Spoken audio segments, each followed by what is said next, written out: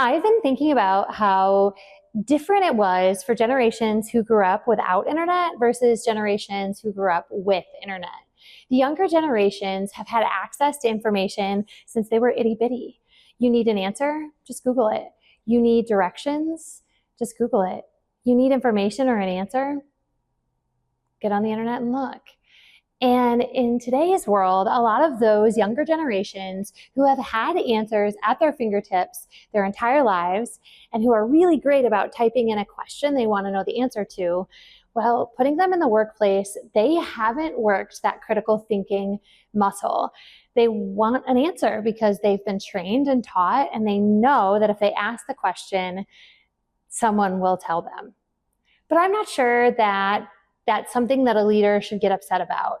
And here's what I mean. For leaders who have younger employees, when they start to ask questions, it can be really tempting to be annoyed with that. Well, I already told you that, or don't you know? Or we've already talked about that. But here's the thing, being able to retain information and figure it out on your own, these younger generations really haven't built that critical thinking muscle. And so it's our job as leaders to start helping build that. Yes, it's slow, and yes, it can feel a little bit annoying, but know that you're helping build that person's critical thinking muscle. One of the things that leaders can do is to create bite-sized opportunities for people to tackle a project or do something new, and know that you might get a lot of questions, but the key is to turn it back. Well, what do you think? Well, what have you found? What would you do? And sometimes the employee or the team member starts to think, yeah, what would I do? How would I tackle that?